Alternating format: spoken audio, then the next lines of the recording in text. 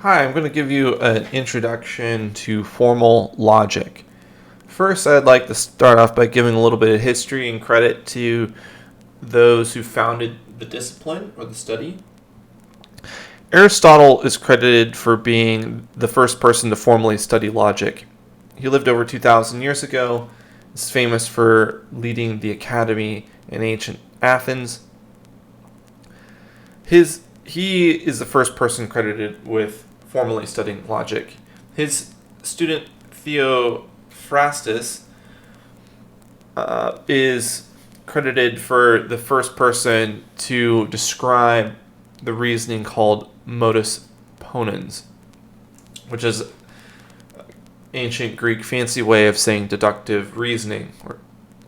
Again, a few of these terms I've actually never heard anyone say. I've only read about, so I could be mispronouncing everything. But so yeah, don't quote me on pronunciation ever. But these two individuals were absolutely foundational for the formal study of logic. So what is logic? It's a term that gets thrown around a lot. People refer to things that are logical that are typically not at all logical. So I believe it's Socrates who said the beginning of wisdom is the definition of terms. So we'll start by describing logic this way. A process of reasoning is logical if it always arrives at correct conclusions given correct information. So it should be absolutely airtight. If we know what the facts are, we should always make the right sort of inference or conclusion from it. This also points out, well, why would we need anything other than logic? Well, the problem is we don't always know what is and isn't correct. So that's sort of the subtle hang up here, right? If we have doubt about what the truth is, what are true facts, this can be a problem. So then we can come to erroneous conclusions even if our reasoning is completely sound. And illogical reasoning means someone can come to any conclusion given the facts. And there are plenty of examples of this. Just look at, I don't know, anyone talking about politics, anyone in cable news, you can find plenty of people spouting off, looking at the same thing and coming to wild, different conclusions. That means their reasoning is probably not sound. Also, I'd like to take this time to subtly bash postmodernist thinkers who everyone can be looking at the same thing and they think, oh, every possible interpretation of this is correct. To me, that bears the hallmark of illogical thinking. So, it's not just all perspective, man. There's actually truth out there. So I think a lot of what sounds sort of deep and interesting, these days coming out of postmodernist thought is really just illogical nonsense. But anyway, that's my sort of personal take and bias on that. But this will be our working definition of what logic is. And I'd just like to take a moment to talk about, well, kind of why. And I'm going to show you a very simple logical framework called propositional logic. And the sort of beauty of this is, even though it's simple, it ends up being quite verbose to describe, a lot of problems, but we can express many, many problems in it. So a lot of the problems, classical problems of computer science, like the N-Queen's problem I was just describing in a previous video, it can be stated purely in terms of propositional logic. And then what we'll do is we'll take propositional logic and convert it into something we can solve with a particular type of backtracking algorithm, and or a randomized one as well. That means we have this framework that, even though is simple, is expressive enough to capture a very wide range of problems. And then once we've captured it within that framework, we can use the same piece of code to solve all these different types of problems is actually really sort of wonderful. I'd also like to throw out that, AI started off with just as pure logic. So a lot of the kind of recent developments in the discipline of and study of logic has come out of computer science. Mathematical proofs essentially come down to the logic as well. So there's been a wide interest there.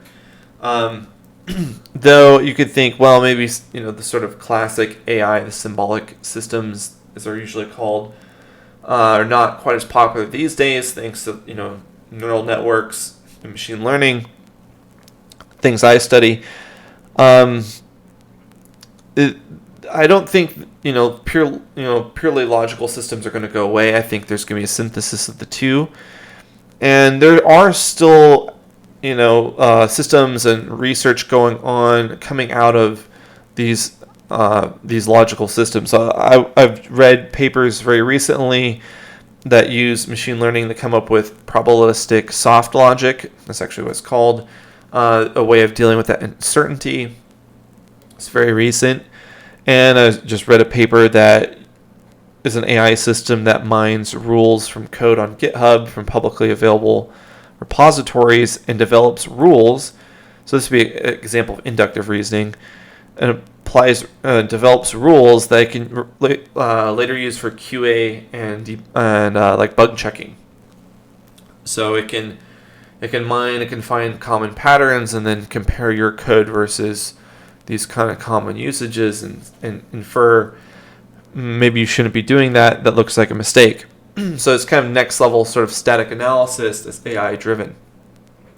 So anyways, there's always going to be a lot of motivation and use for logic. Oh, and the other one is, the sort of the logic, rather deductive reasoning comes down to a series of rules you sort of chain together.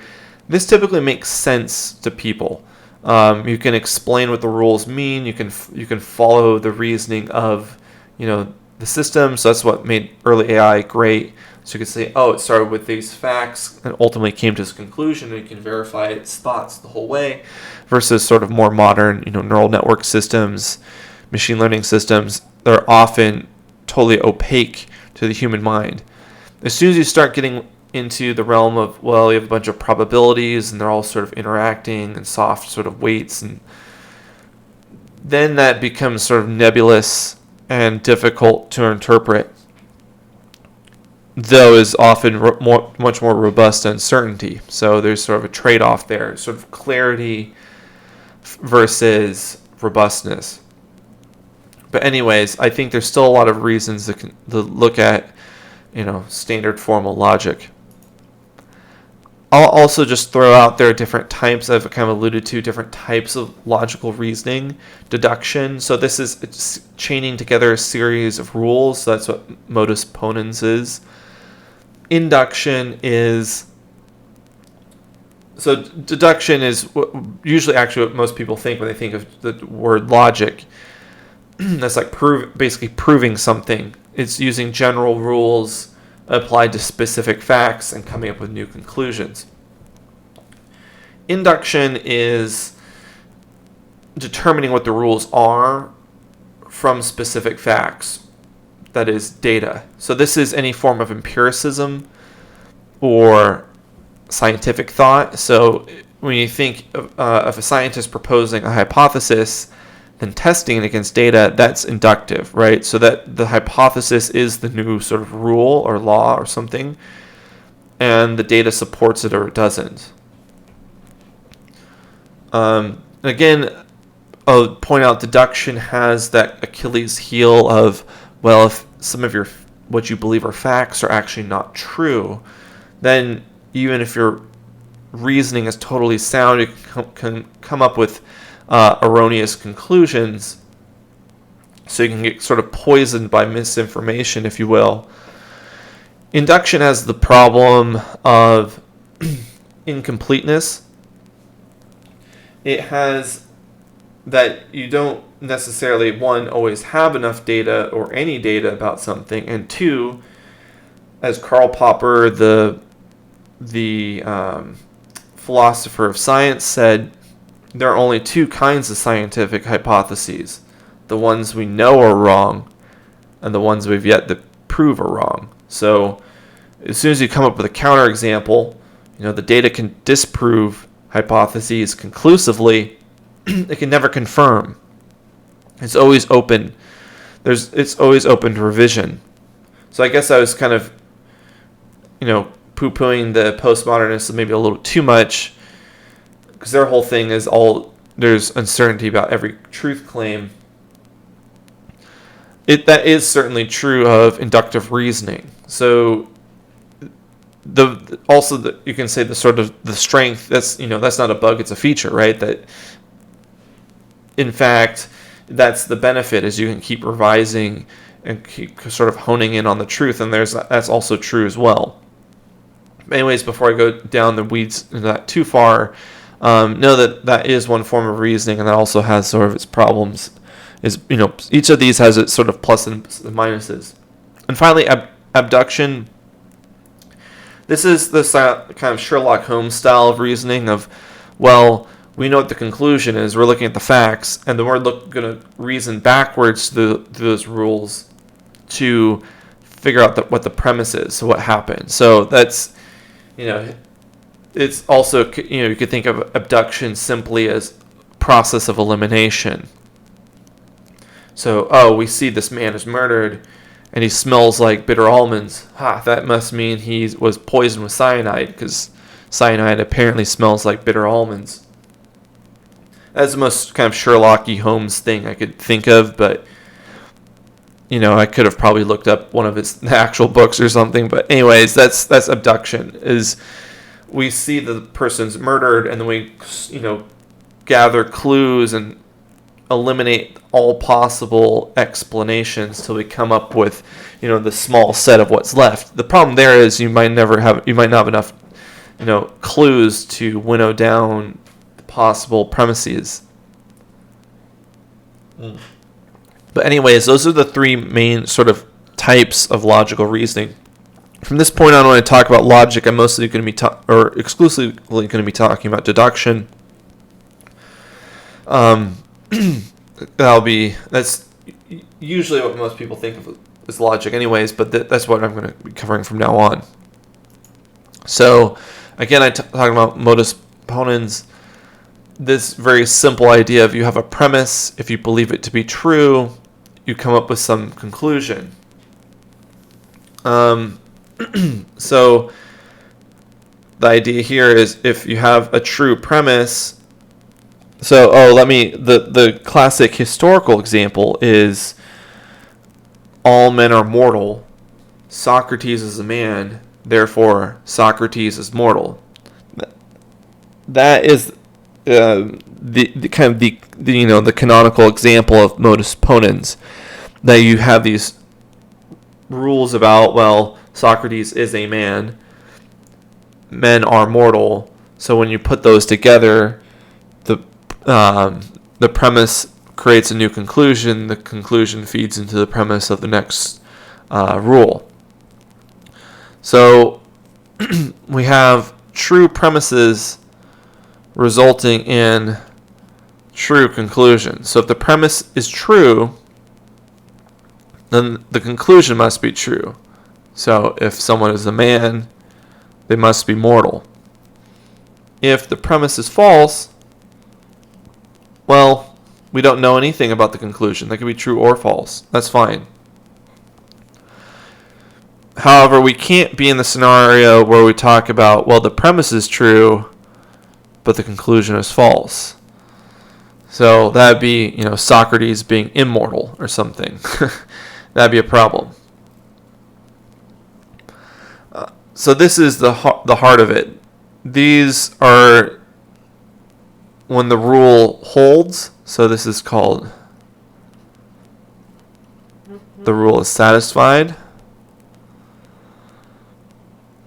And this is an unsatisfied rule. My S's apparently do not translate well to the Wacom tablet. But this is the sort of most simplified, pure form of deductive reasoning. Now we'll continue growing this out a little bit from here.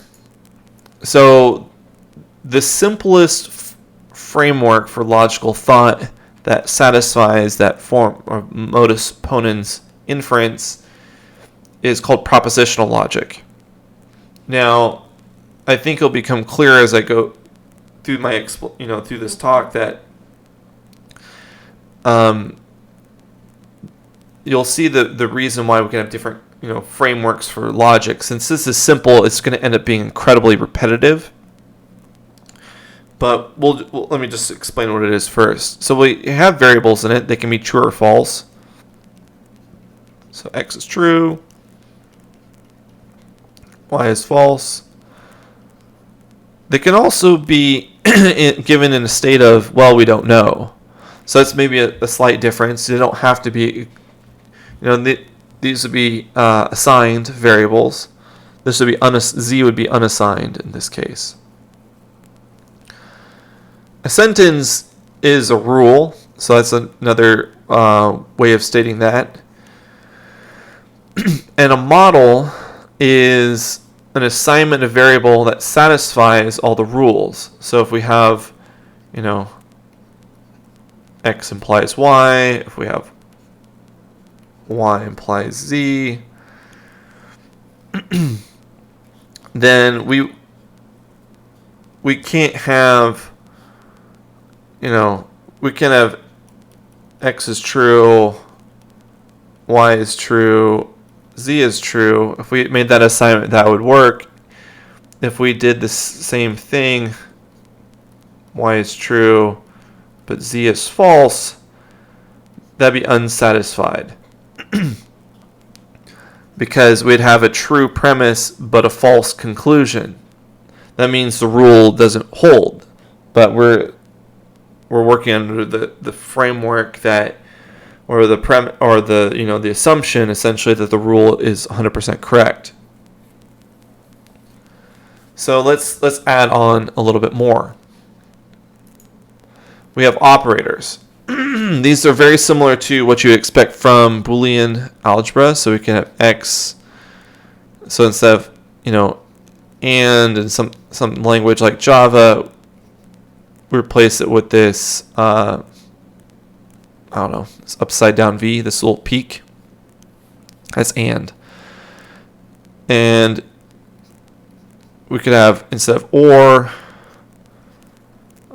did it backwards. It's a V shape or something.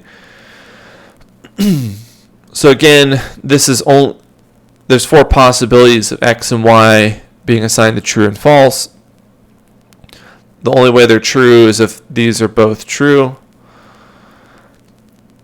Or it's true in every case except when both are false. Now, so this would be, the sort of like Java way, not x, propositional logic, you state it with this sort of sideways L for not. So this will evaluate the true if x is false. Implication. An implication is really as simple as an if-then, right? So again, if we have x implies y, or it's also called a conditional. Again, if x is true, y must be true. If it's false, it can be true or false. But if it's true and the premise is false, this is a problem. This means it's unsatisfied. So I'll be the name of the game. So we can evaluate the whole. So we could say this whole rule evaluates to the true in this situation and false in this other one. And we can't have any of our rules be false because we're working under the assumption that they're all true. Bidirectional really just translates to x implies y and y implies X. So we can put like an and between them. So that's all the symbols in propositional logic. So it's very simple. And we can use this system plus some algorithm to perform deductive reasoning. So so to give an example, and this shows how sort of tedious propositional logic can be, is I've written out all the rules you need for just rock, paper, scissors. So I'm just going to assume you're familiar with that. So based upon my notation of P1, R1, that means, shoot. So what happens when you're trying to write P but you think R? This means, player 1 chose rock, right? And I think the rest are pretty self-explanatory. So this would be player 1 chose scissors, player 1 chose paper, player 2 chose rock, player 2 chose scissors, player 2 chose paper. So this, again, each of these is going to be true or false. So this could be assigned to true. But we'll need some other rules in here to keep this whole sort of system working. We'll have also variables for win and loss. So that means player 1 is a winner, is W1, and player 2 won is W2, and then also draw. So if we have here, if this is set to true, that means player 1 played rock, and if this is set to true, that means player 2 played scissors. Well, rock smashes scissors, so that means player 1 won. So each condition for victory is listed out explicitly. So this is where fancier forms of logic come in, like first order logic is, well, we can express all these in one sort of meta rule. There's additional operators which essentially simplify the writing of all this so we can have much more compact, much more expressive rules. Though you can always translate those fancier forms of logic, those different formalisms, back into propositional. This is sort of, so simple you can sort of flesh everything out till it becomes this. So let's just pick another one here. This means player 1 chose paper, player 2 picked rock, so if those are both true, then player 1 wins. Player 1 picked paper, but player 2 picked scissors, well, player 2 won. So those are the rules for determining victory. Rules for drawing as well, both people pick the same things, great, then we end up with a draw. And then we need a few additional rules that you might not think of, that we need rules for what I'm calling exclusive play. So if player 1 plays rock, then they can't play scissors. So again, if we want this to be true, we need this to be false, so it gets flipped into true. So you have not false and not false, right? So that means we're forcing, if player 1 chose rock, then these other variables are forced to be false, or this whole rule will become unsatisfied. And if it's unsatisfied, that means the whole system's sort of broken. So that means that's the whole sort of name of the game, is we want to find assignments that satisfy everything. So we can never pick an assignment with P1R is true and P1S be true because of this rule. So that just negates that possible assignment. Sometimes the assignments are also called worlds. So that gets into this, there's no world in which player 1 played rock and player 1 has also played scissors. So we have to list out all the cases here for exclusive rules or exclusive play. And then we'll also have exclusive wins. So if player 1 wins, that means player 2 did not. So if this is true, then it has to be false so we can negate it. because we can't have something true on the left-hand side and something that ultimately evaluates the false on the right-hand side.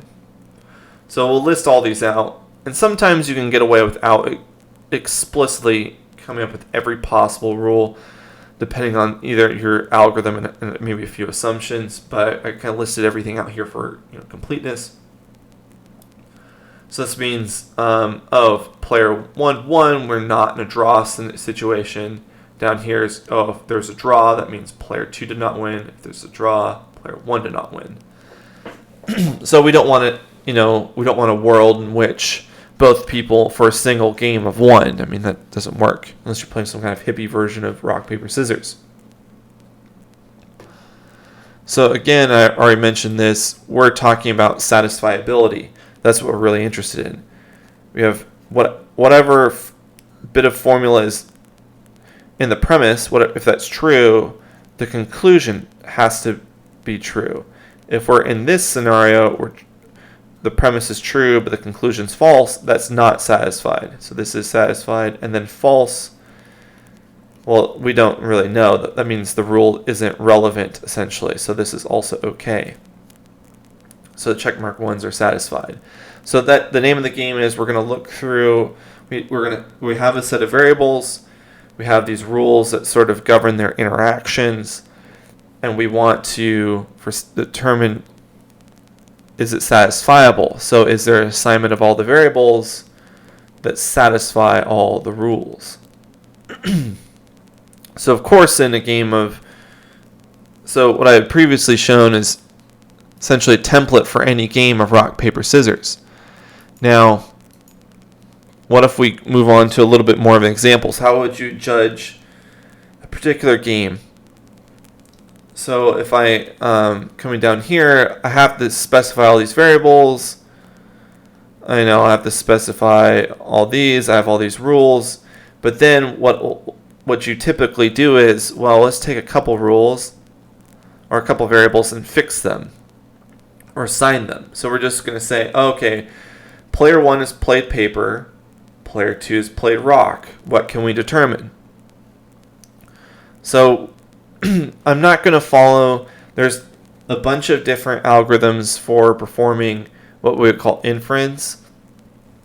So using these sort of variables we've assigned to be have particular truth assignments, and just coming to as many conclusions as we can and trying to determine, can we find assignments to satisfy this whole system. So by coming up with a satisfying assignment, then we can look at the different variables and say, oh, okay, well, if player 1 has played paper and player 2 has played rock, well, if this is true, then we know W1 has to be true. And then since we know this is true, that means D has to be false. And also since this is true, this has to be set to false. So we know that player 2 did not win and there was no draw. And we can go around and say, using these exclusivity rules, I know, okay, he did not play paper or rock, right? So we can, so that's what satisfiability does for us, is by coming up with the satisfying assignment, we can then come up with specific conclusions about the game in this setting. So then we can ask, what is, by then looking at what is W1 set to, well, then we know if they won or not, for example.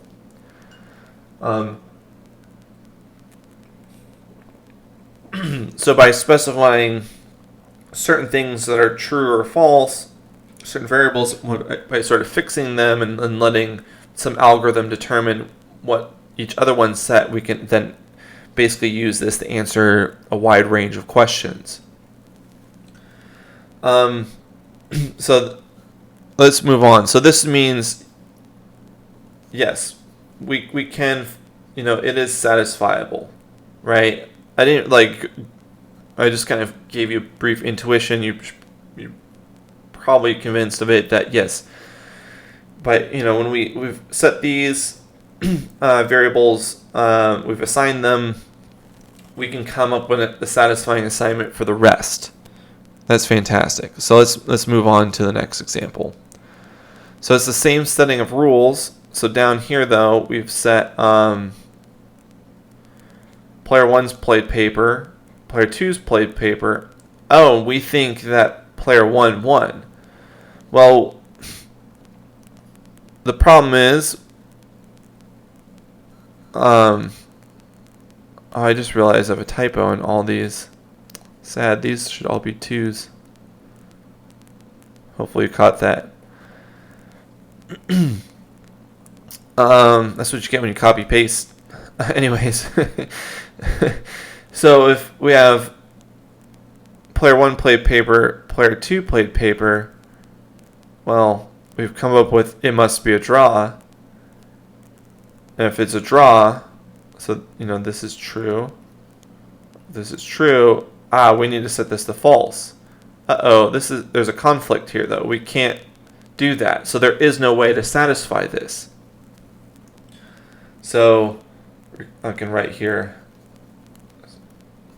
not sat. So this is another, even with such a simple framework, and again, I haven't specified which algorithm would actually be able, you could think you could just run through this exhaustively if that helps. Next time I'll show you how we can actually solve this problem algorithmically. But anyways, we can see we can start to answer by either these would be specified, these assignments, or you could think, if we set these assignments, we could sort of speculate about this scenario, about this game. So that's what satisfiability would do in that case. By setting these particular values, we could say, is it satisfiable or not? This is not even a valuable. There's no world that satisfies this. There's no particular assignment that satisfies this. That means it's not possible. So we can use this to determine what is and isn't possible sort of conclusively. So that's another example. And then let's move on to one other further example. This is almost sort of abductive here as well. Player 1, I have to come over here and amend my rules. Hopefully that's it. Player 1 played scissors, and we know that player 1 won. So we can, and this is more abductive, where we come in here and say, okay, player 1 played scissors. This is true. That means both of these needs to be set to false, right? So we have the little negation there. So we know those are both false. If player 1 won, we know player 2 didn't, so these all have to be set to false, right? So now, as we're working through these assignments, we need, so if this is, and we know, we know this is false. So this whole premise is false. So that's okay. We know this is set to false, right? Because over here, so this is okay. But to satisfy this rule here, he played scissors. That means, whoops. That means we're going to force this to be true. Or no, this. Sorry. That's unsound. Since this is false, this has to be false, right? We can come in here and say, this is true. We know this is given to be true, so this one, player 2 must have played paper for this rule to be satisfied. It's the only possible assignment. So then we can figure out, yes, this is we can say it is satisfied, check. And we can also make the inference by doing that player 2 must have played paper. We can also, determine that, put true there, and there is no draw. So hopefully you can see sort of the benefits of this. What I'll show next time is what this is really buying us, as verbose as it is I could take something like rock, paper, scissors, I can express it as propositional logic, then I'll show you how to turn this into a formula, this one big satisfiability problem. We can boil this all down to one big sort of logical rat's nest, and then solve that with one algorithm. So that means we can then, reuse the algorithm, the code itself, to solve, any problem we can express as propositional logic. So I could take n queens, for example. Now that would be very verbose. I could dump that here, into propositional logic, and then just say presto. We can solve that too. We could solve, graph coloring. We could solve a lot of mathematical proofs. So you could, you can do your whole geometry class, right? You can just dump that as propositional logic, and then hit presto on it's called sat solver, and it's all done. But that's your introduction to logic, specifically propositional logic. Hope you liked it. We'll come back with satisfiability, some more on satisfiability next time.